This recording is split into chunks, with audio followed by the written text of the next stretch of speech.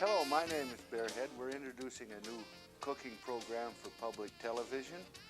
It's called Cooking with the Colonel, meaning Colonel Doug Allard, who is a gourmet chef unknown to me for quite a few years, but he's quite good at his art, and he will be showing you how to cook deer, elk, commodities, whatever you have. He's quite good at it, and we hope you'll enjoy the program.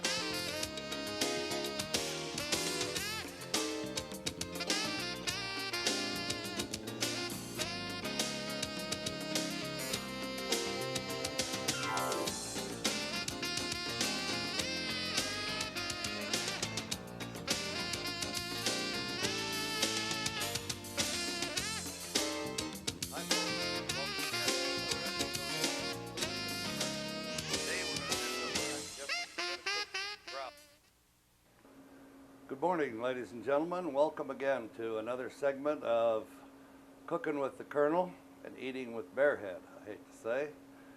Today we're going to make something kind of unusual. We're going to make a wild game frittata. A frittata is kind of an Italian omelet of sorts, although it's not an omelet. It's kind of a cross between an omelet and a quiche.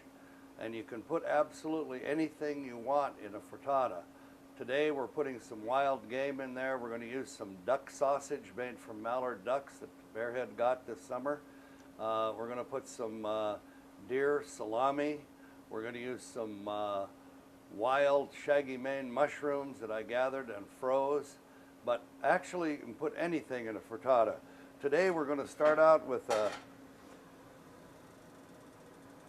I'm using a heavy cast iron skillet because here you have to cook this on top of the stove, and then you have to put it in the broiler after a little while. So we're going to take our about 3-4 tablespoons of butter here, throw it in the skillet. Going to put some onions in there, saute those for a little while. Put some garlic. I thought so. Bearhead says I put garlic in everything I cook, and he's absolutely right. Can't do I like anything garlic, and I don't particularly care if he likes it or not. He's going to get it. I'm going to saute those onions and garlic for a while till the onions get a little bit tender. Then we're going to put in our deer sausage, our duck sausage. This is the duck sausage. You can see it's a little darker color than regular pork sausage or even than deer sausage. But we're going to break that up and put that in there while our onions are sauteing. My recipe calls for 1/2 pound, but actually I have pretty close to 1 pound here, so we're going to use it all anyway. The thing about these frittatas, they're pretty gosh darn versatile, and you can put just about anything in them you want. If you want to put hamburger or leftover roast beef, ham. Clean out the kitchen. Anything you got in there, you can put vegetables in them. This kind of sticky stuff.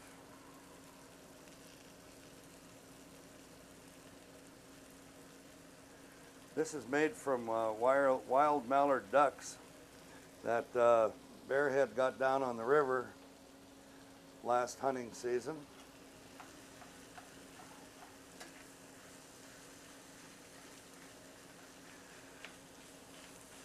Mix that up good so the flavor of that garlic and onion gets in there.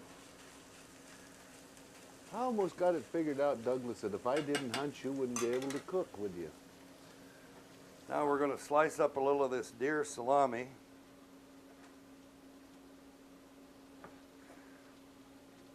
Good Bearhead shot.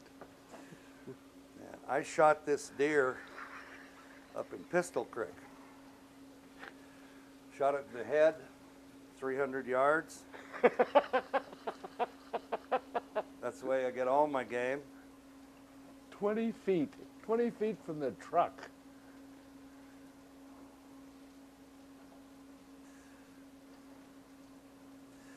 Put about a half a pound of that in there here in just a minute. That doesn't have to cook. That's already cooked, of course, the salami. The only thing here you really have to cook is the sausage, the onions. All you have to do with most of the other stuff is kind of heat it up. So I'm not going to add that till I get my duck sausage here pretty brown.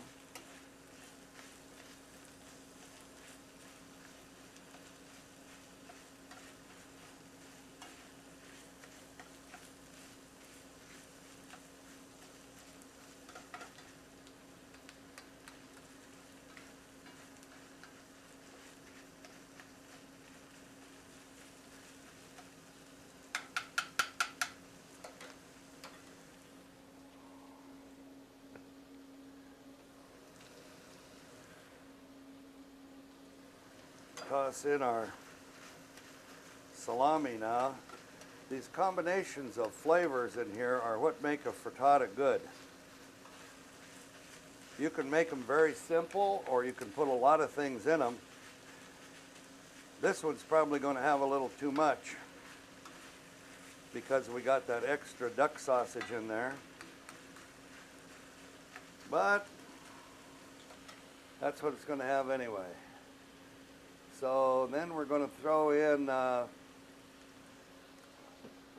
wild mushrooms and some potatoes.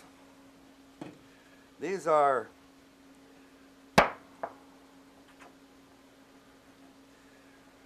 shaggy manes that I gathered last summer and froze. I've never tried freezing them before, but I've used these a few times and they're good. The morels I prefer to dry. That's probably about enough of these mushrooms there. These shaggy manes have a real strong mushroom flavor. Put a couple more in there. They have a real strong mushroom flavor, and if you let them sit very long, they get very inky. But they have a stronger flavor than a morel when they're frozen. They don't taste like morels, they taste like shaggy manes.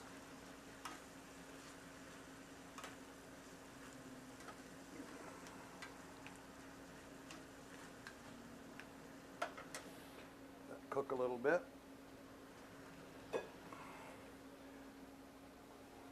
We probably got enough stuff that I shouldn't even put the potato in. But I like the taste. Put in the potato, Douglas. I like the taste of the potatoes. And I've made a few frittatas for Bearhead, and he likes potatoes in there. So even though we're going to have an overstuffed frittata here, we're going to have some potatoes in it.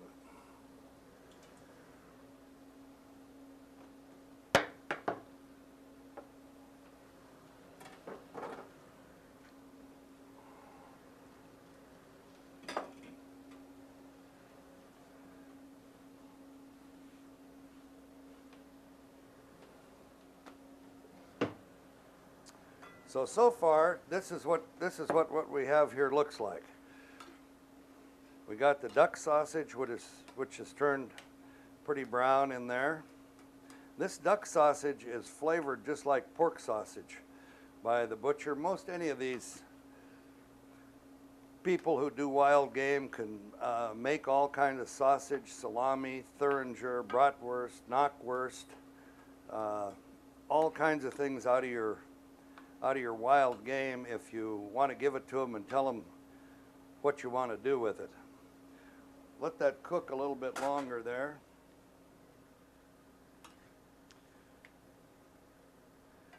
Now we have to fill this up with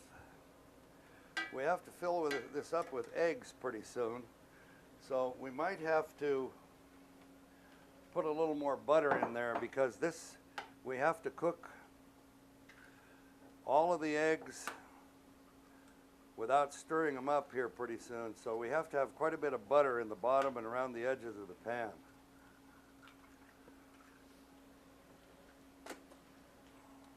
We'll get our eggs ready while that's cooking a little bit here. I like to use jumbo or extra large eggs. Seems like they taste better to me. I don't know why. I don't think they do, but I always like them. Just a plain size egg doesn't really do much for me.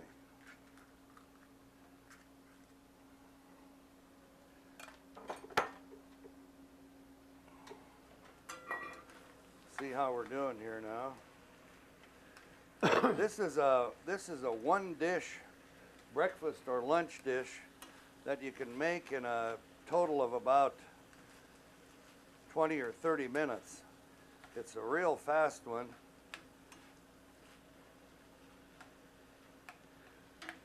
Get those potatoes a little hotter there. I take the eggs and I whip them for about, a couple of minutes, just so they get a little light, so that they'll fluff a little bit when you put them under the broiler.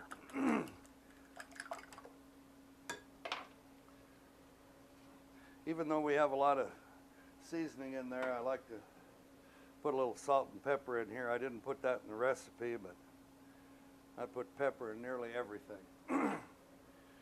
Just a little bit in there to make sure we have that garlic all the way around.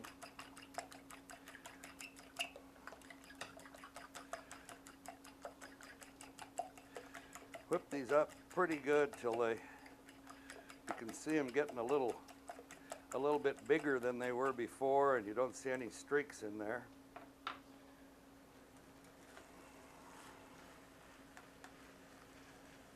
I'm going to put a little more butter in there.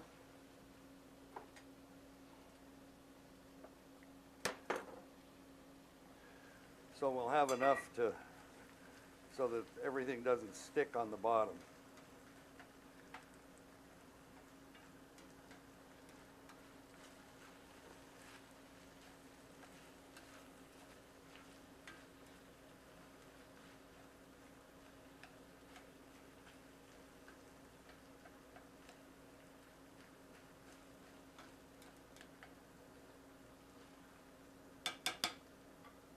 Okay, we got that about right. Now I'm going to throw a whole bunch of cheddar cheese in here. Boy, this is going to be a big frittata. Usually you like to have what you're putting in it come up about halfway up the side of the pan. This one right here is going to be just overloaded, and I hope we can get all our eggs in there. But we'll give that cheese a chance to melt a little bit. Mix it up. I have my burner here now on 8 for sauteing and heating and cooking all of this part. I'm going to turn it down to about 6 or just a little less for the egg part. Now what we're going to do is just pour the eggs without stirring onto the top of the frittata. Then we're going to wait until we get a little set. When the sides start setting up just a little bit, then we're going to take this off of the top burner and we're going to put it under the broiler to finish cooking the top. And at that time, we'll put a little Parmesan cheese on it.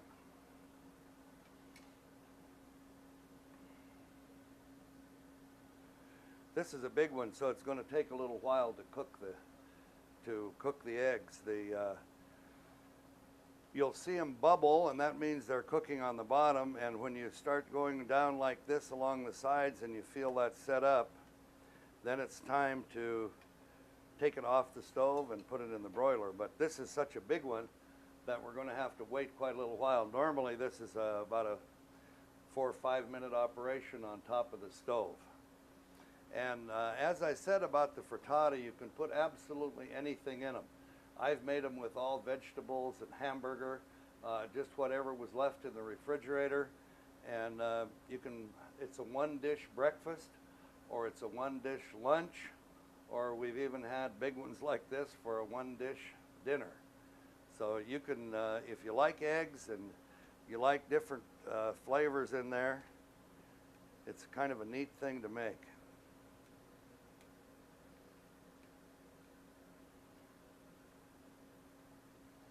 You can see that bubbling up a little bit, but we've got a while to go here because this is such a thick one that it's going to take some time to get the outside edges to firm up a little bit. And if you don't get the bottom and the outside firm, then when you put it under the broiler, the bottom doesn't cook, the top does, so you end up with a messy frittata, and that's not a very good thing to do. Can't have a messy frittata. This one today, I can't guarantee because I put so much in there to please Bearhead. Had to have his mushrooms, had to have his duck sausage, had to have his potatoes. So I put so much stuff in there to make him happy that I kind of overfilled the plate here, the pan. Don't be making excuses, Douglas, if it don't turn out right.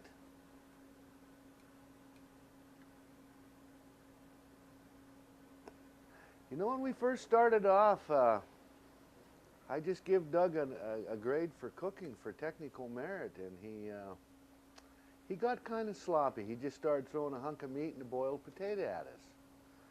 No, I said, I'm going to start grading you on technical merit, so or artistic presentation. So he kind of cleaned up his act a little bit. He swore and cussed me and said, you can't do that, and I said, I can and will. And so last week he had this beautiful place setting, not this one. He had these blue glasses and a different china with more blue, but he had a rust-colored tablecloth. Just clashed. He didn't put parsley on my plate. And so this time I'll give him an artistic, I'll give Jera. Jera's the one that did this. Jera's my prep cook. She also cut up the cantaloupe. So Jera got this tablecloth and the thing. There's one thing that I noticed that I didn't think fit at first is the antique salt and pepper shakers. But considering they're silver and they're antique, I'm going to give Doug for an artistic presentation before I even eat. I'm going to give him a 10, the first 10 he's ever got for artistic presentation. Man, that's pretty good. Now I'll probably get a 4 on the frittata. Well, I've eaten so many of your frittatas, I don't know, but I'll give you a 10 on this. I'll give Jera a 10. Well, we're going to try this under the broiler now, although it's not as set as it usually is because of the size. Your broiler on?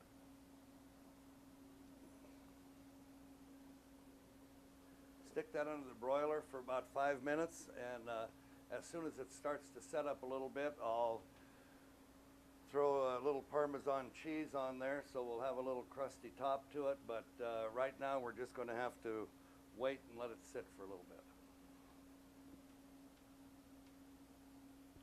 Ladies and gentlemen, we're just about ready to put all of the Parmesan cheese on the top of our frittata here. It's nearly set up. We're going to cover it with Parmesan here and then put it back in for long enough to finish setting up and melt the cheese. And then in a few short minutes, we ought to have our completed frittata. The way we usually eat those is just slice them up kind of like a pizza or a piece of pie, and just serve them onto the plate with nothing else. Sometimes we have fruit with them. Today I'm going to give Bearhead a little piece of cantaloupe just because it looks pretty on the plate. He probably won't even eat it. And you can serve them with toast, you can serve them with bread, you can do anything you want to. I didn't give Bearhead anything today, but just a little bit of melon.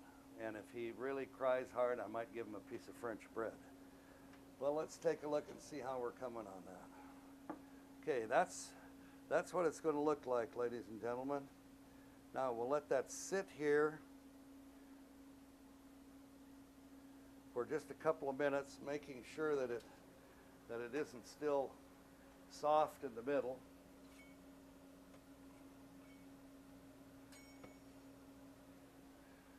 And then we'll try cutting it. What I need is one of those big pizza cutters, just slices through this whole thing here. Well, we got a little little wet spot over there.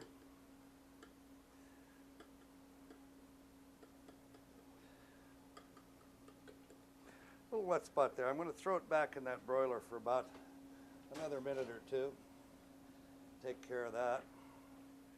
And if you start cutting it and you see that you have a little of the egg in there that's uncooked and it's still soft, you can just throw her back in the broiler and take care of that just in a few minutes. The slice in there doesn't hurt at all. And it's better to have it with the slice back in the oven than to have it with the wet frittata. Boy, that's quick because thinking. I certainly don't want to give Bearhead a wet frittata. That's quick. That's Boy, the last. Couldn't do a wet frittata. The last thing in the world I want to do is give Bearhead a wet frittata. While you're at it, you can make a little toast, Douglas.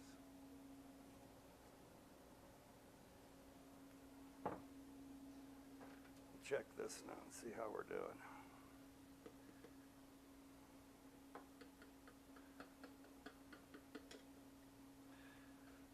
We got her down there pretty good now.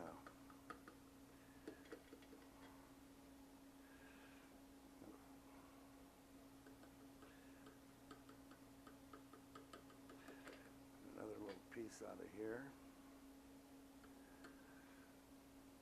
Now, you can also make them too dry. The way I like to do it is to just have them slightly moist. If you cook them until they're just real hard and dry, they're not very good. You cook all the good stuff out of them. So there's Bearhead's slice of frittata. Now for his artistic presentation, he gets 3 nice little slices of cantaloupe there. And I don't have any parsley to put on his plate, but you don't put that on there anyway. Okay, Bearhead, give that a try, and I'll see if I can locate you a piece of bread.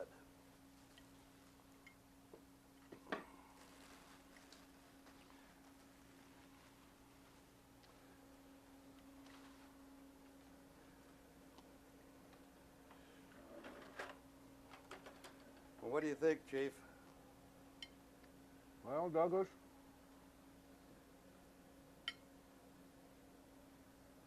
you've done it again. Here's your little French bread for you, Not toasted. Little French bread. You Not don't eat toasted. toast with this in my house. In my house, you eat crusty Not French toasted. bread. It's very good with it. For you discriminating viewers, this is how you hold a cup. My sister Eileen taught me that very young. You don't hold a cup like that. Because when you have nice china like this, you hold a cup like this.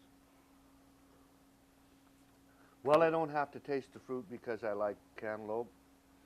I've eaten a lot of your frittatas. It seems that's the only thing you want to cook when we go for breakfast. But this one here happens to be the best one. How about that? We This didn't here have too happened. much in there, huh? And it's just moist enough the way I like it.